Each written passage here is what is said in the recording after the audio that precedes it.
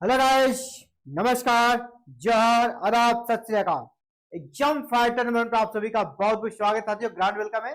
और फिर से एक नए क्लासेस में हम लोग जहाँ की जैक पेपर 1 की क्लास कर रहे हैं। और पेपर 1 में अभी हम लोग यूनिट 10 में हैं। और यूनिट 10 हमारा हायर एजुकेशन सिस्टम है ना, उच्च शिक्षा प्रणाली। यहाँ एक इंपॉर्टेंट टॉपिक को डिस्कस करेंगे कि भारतीय संविधान में शिक्षा से संबंधित प्रमुख आर्टिकल कौन कौन से हैं, कौन कौन से अनुच्छेद हैं भारतीय संविधान में जो शिक्षा से संबंधित हैं। ये प्रश्न बार बार आते हैं और बहुत ही इंटरेस्टिंग टॉपिक रहने वाला है। तो चलिए इस टॉपिक को आज स्टार्ट करते हैं और क्लासेस में हम लोग इंटर करते हैं। साथियों, जैक पेपर 1 में हम लोग यूनिट 9 कंप्लीट कर चुके हैं, जो कि आपका पीपल डेवलपमेंट एंड एनवायरनमेंट है, लोग विकास और पर्यावरण, उसको कंप्लीट कर लिए हैं। हम लोग अभी फिलहाल यूनिट 10 में है, उच्च शिक्षा प्रणाली, हायर एजुकेशन सिस्टम। ठीक है, आज उसी का एक सब टॉपिक हमारा शिक्षा से संबंधित प्रमुख जो हमारा आर्टिकल है भारतीय संविधान में, इंडियन कॉन्स्टिट्यूशन में, उन आर्टिकल को देखेंगे और उनको डिटेल में समझेंगे। तो चलिए सीधे क्लास में आते हैं। और आपको पता है कि हमारा संविधान का शुरुआत कहाँ से होता है? प्रीएम्बल से ना, प्रस्तावना से। हमारे संविधान की शुरुआत होती है हमारे प्रस्तावना से। तो सबसे पहले प्रस्तावना में क्या कहा गया है उसको समझते हैं। ठीक है, भारतीय संविधान की प्रस्तावना में क्या कही गई है एजुकेशन को लेकर? यहाँ कहा गया है कि न्याय, स्वतंत्रता, समानता और बंधुता के आदर्शों के साथ साथ भारत का एक शिक्षित और ज्ञानवान समाज की स्थापना हो। भारत में कैसा समाज हो? शिक्षित और ज्ञानवान समाज की स्थापना हो। ये इंडियन कॉन्स्टिट्यूशन का ऑब्जेक्टिव है, जो कि भारतीय संविधान के प्रीएम्बल में दिखता है। The preamble of the constitution emphasizes justice, liberty, equality and fraternity, aiming to establish an educated and enlightened society। तो ये शिक्षा से संबंधित बात आपका इंडियन कॉन्स्टिट्यूशन के प्रीएम्बल में भी जब दिख जाता है, इसका मतलब है कि जिसको कहते हैं इंडियन प्रीएम्बल को, कॉन्स्टिट्यूशन के प्रस्तावना को संविधान की आत्मा का है। जब आत्मा ही इस प्रकार की है तो शरीर भी अच्छा ही होगा, शरीर में भी एजुकेशन से जुड़ी हुई बातें अवश्य होगी।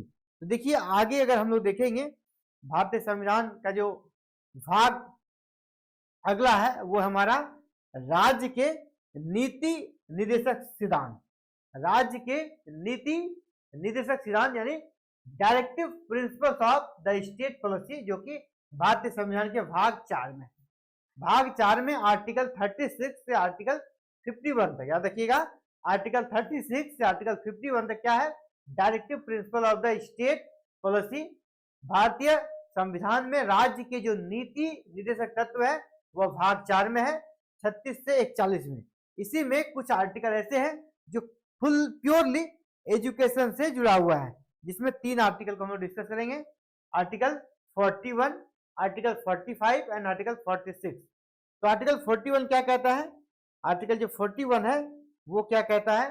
कहता है राज्य यानी सरकार नागरिकों को शिक्षा और कार्य का अधिकार प्रदान करेगा।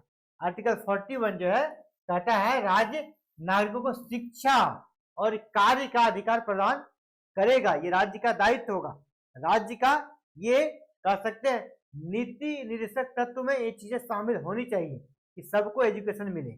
इसी प्रकार आर्टिकल 45, इसमें क्या कहा गया है? 6 वर्ष तक के बच्चों को निःशुल्क और अनिवार्य शिक्षा देने का प्रावधान। जब भारतीय संविधान बना तो इस 45 आर्टिकल 45 में कहा गया 6 वर्ष तक के बच्चों को निःशुल्क और अनिवार्य शिक्षा देने का प्रावधान। हालांकि अभी इसमें संशोधन हो गया है और ये 6 की जगह जो ईयर है ना वो कितना हो गया? 14 हो गया है। आर्टिकल 46, आर्टिकल 46 क्या कहता है? समाज के कमजोर वर्गों, विशेषकर एससी, एसटी और कमजोर वर्ग ओबीसी जो भी कैटेगरी हो, उनको शिक्षा को प्रोत्साहन देने का प्रयास सरकार करेगी। यानी राज्य के नीति निर्देशक सिद्धांत के इन अनुच्छेदों में, इन आर्टिकल्स में 41, 45 और 46 में एजुकेशन से जुड़ा हुआ महत्वपूर्ण प्रावधान है। इसमें आपसे पूछा जाएगा कि राज्य नागरिकों के शिक्षा के लिए प्रबंध करेगा। किस आर्टिकल में कहा गया है? राज्य 6 वर्ष तक के बच्चों को निःशुल्क और अनिवार्य शिक्षा देने का प्रयास करेगी, ये किस आर्टिकल में है? या राज्य कमजोर वर्गों के शिक्षा के लिए विशेष प्रावधान करेगी, ये संविधान के किस आर्टिकल में है? तो ये आपको यहां पर याद रखना पड़ेगा, ठीक है, ये आपको याद रखना पड़ेगा। जैसा कि हमने देख लिया है इन तीनों चीजों को, 41, 45 और 46, है ना। The state shall make effective provisions for securing the right to education and work. Education और उनको अधिकार दोनों मिले, शिक्षा मिले और कार्य मिले, ये सरकार का प्रयास रहेगा, ठीक है। Right to education and work both, okay. Next जो आर्टिकल 45 था, provisions for the free and compulsory education up to the age of 6 year. 6 year तक के लिए फ्री एजुकेशन, ठीक है, फ्री एजुकेशन, मुफ्त शिक्षा, अनिवार्य शिक्षा, compulsory education. Article 46, promotion of the educational interest of SC, ST and OBC and other weaker section. उनके लिए एजुकेशन को प्रमोट किया जाएगा, शिक्षा को प्रमोट किया जाएगा ताकि उनका पढ़ने में रुचि बना रहे। भारतीय संविधान का महत्वपूर्ण भाग जो कि हमारा पार्ट 3 है, भाग 3 है, यानी वहां उसमें क्या हमारा मौलिक कर्तव्य, फंडामेंटल राइट्स। यहां भी कुछ अनुच्छेद है, कुछ आर्टिकल्स हैं जो कि एजुकेशन से जुड़ा हुआ है। जैसे आर्टिकल 21A, आर्टिकल 21A जो पार्ट 3 में है, भाग 3 में, वहां पर क्या कहा गया है कि 6 से 14 वर्ष के सभी बच्चों को निःशुल्क और अनिवार्य शिक्षा का अधिकार मिलेगा। पहले यह कितना था? सिर्फ 6 वर्ष तक था, अब इसे बढ़ाकर 14 ईयर तक कर दिया, ठीक है। और इसे किया गया मतलब संविधान में संशोधन किया गया है, अमेंडमेंट किया गया है। ये भी क्वेश्चन बहुत बड़ा है कि संविधान संशोधन के द्वारा 6 से 14 वर्ष के बच्चों को निःशुल्क और अनिवार्य शिक्षा का प्रावधान किया गया है। तो 86वां संविधान संशोधन किस अनुच्छेद में संशोधन किया गया है? अनुच्छेद 21 था, अब उसको 21A बना दिया गया है। 21A में ये चीजें डाल दी गई है। इसके अलावा जो हमारा माइनॉरिटी से जुड़ा हुआ आर्टिकल है, इसमें कहा गया है नागरिकों को संस्कृति और शैक्षणिक अधिकारों की रक्षा है। जो अल्पसंख्यक माइनॉरिटी वर्ग है उसको भी अपना शैक्षणिक संस्था स्थापित करने का अधिकार है, ठीक है। इसके अलावा उसको अपने एजुकेशन से जुड़ा हुआ कल्चर बनाए रखने का अधिकार है। ये आर्टिकल 29 और 30 कहता है। 29 क्या कहता है?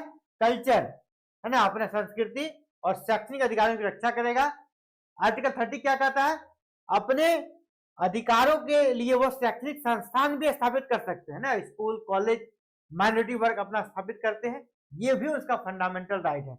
यानी एजुकेशन से जुड़ा हुआ 21A हो गया, 29 और 30, और सबका अलग अलग प्रोविजंस है।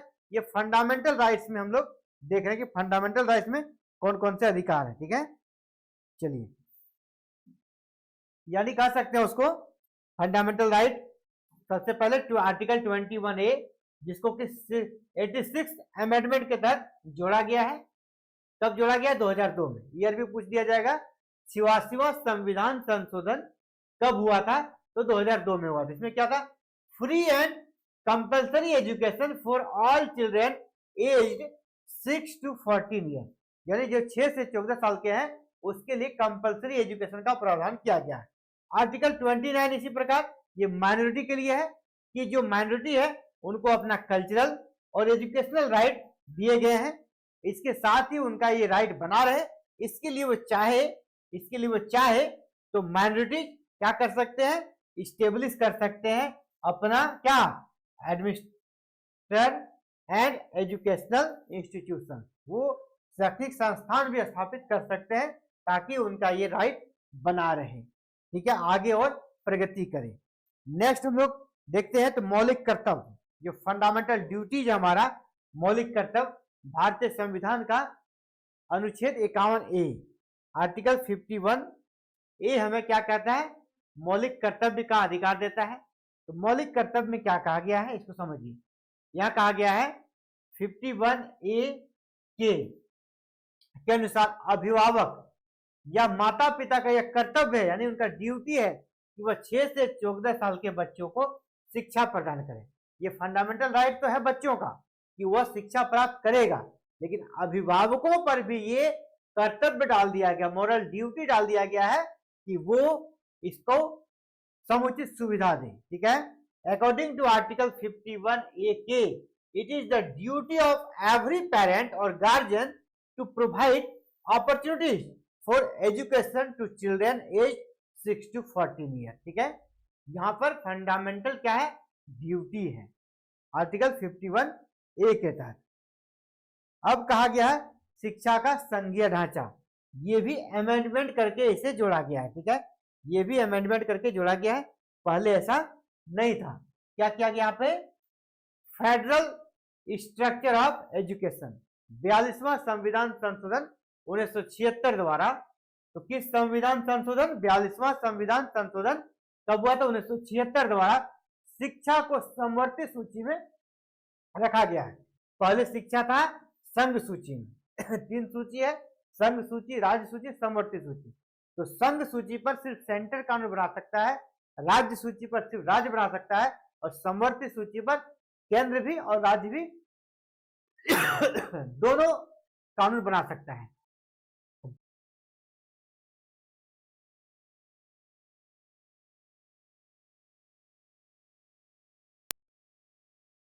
संविधान संशोधन के द्वारा उसे डाला गया, यानी through the 42 amendment education was moved to concurrent list, allowing both center and states to legislate on it, यानी दोनों अब कानून बना सकता है एजुकेशन पे, ये प्रोविजंस किया गया।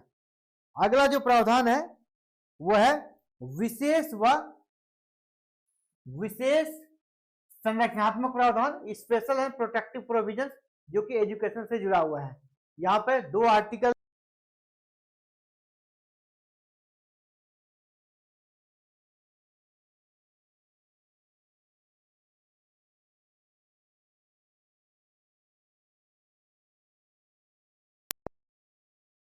जो है ना वो मातृभाषा में मिलेगी। बच्चों को जो उसकी प्राथमिक शिक्षा दी जाएगी, यानी 1 से 5 तक का जो एजुकेशन होगा वो उसके मदर टंग में होगा। प्राथमिक शिक्षा मातृभाषा में होगी।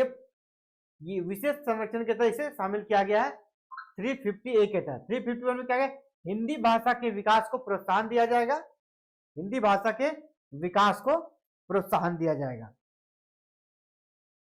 इसके बाद नेक्स्ट है कौन कौन से संशोधन हुए हैं। ये तो हो गया संविधान में कौन कौन से आर्टिकल है। अब कौन कौन से संशोधन एजुकेशन से जुड़ा हुआ संविधान में किया गया है उसको देख लेते हैं हम लोग। अभी हमने 42वां संशोधन देखा। 42वां संशोधन में क्या किया गया है, 1976 में शिक्षा को समवर्ती सूची में जोड़ा गया है।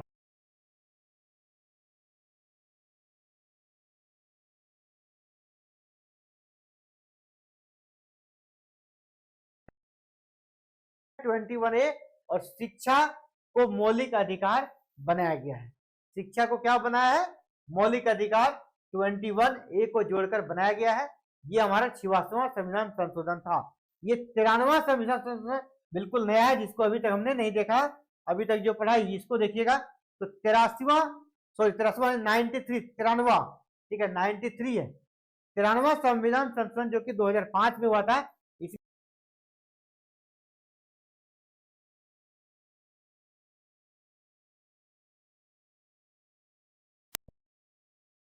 है कि अब आपका जो निजी संस्थान है, प्राइवेट है, वहां भी आरक्षण का लाभ दिया जाएगा।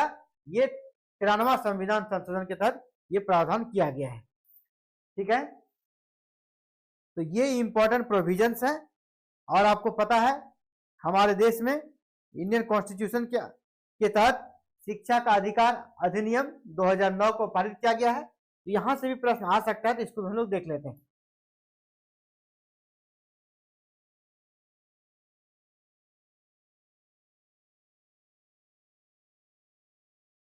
कब लागू हुआ, 2009 में लागू हुआ। कब, डेट 1 अप्रैल 2010 को। यहां पर क्या किया गया, 6 से 14 वर्ष के बच्चों को निःशुल्क और अनिवार्य शिक्षा का प्रोविजन दिया गया है। निजी विश्वविद्यालय, निजी स्कूल, जो निजी स्कूल है वह 25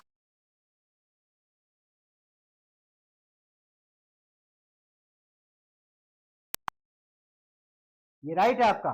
कि आपके लिए 25% सीट रहेगा, ठीक है, वहां उन बच्चों को फ्री में पढ़ाया जाएगा प्राइवेट स्कूलों में। लेकिन ये जमीन पे कितना होता है ये अलग मैटर है, लेकिन ये आपके लिए प्रोविजंस है, ठीक है। यानी राइट टू एजुकेशन आपका 1 अप्रैल 2000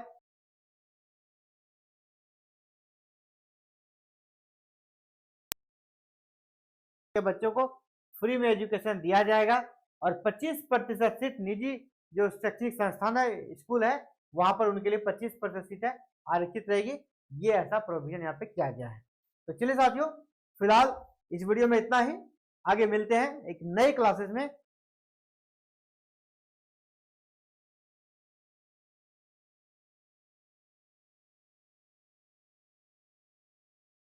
आपको एग्जाम फाइटर ऐप डाउनलोड करना होगा, और ऐप को डाउनलोड कर लेते हैं तो आपको सारे वहां पर कोर्सेज दिख जाएंगे, जहां पर जेट पेपर 1 और पेपर 2 का क्लास चल रहा है। अगर आप क्लासेस में एंट्री लेना चाहते हैं तो इस वीडियो के नीचे लिंक डाला गया है हमारे एप्लीकेशन का, उस एप्लीकेशन को डाउनलोड कर लीजिएगा।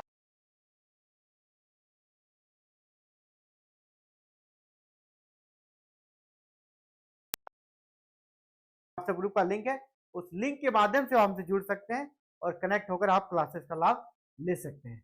तो फिलहाल इस वीडियो में इतना ही, जल्द मिलते हैं एक नई वीडियो में और एक नई क्लास में। Thank you. जय हिंद, जय भारत।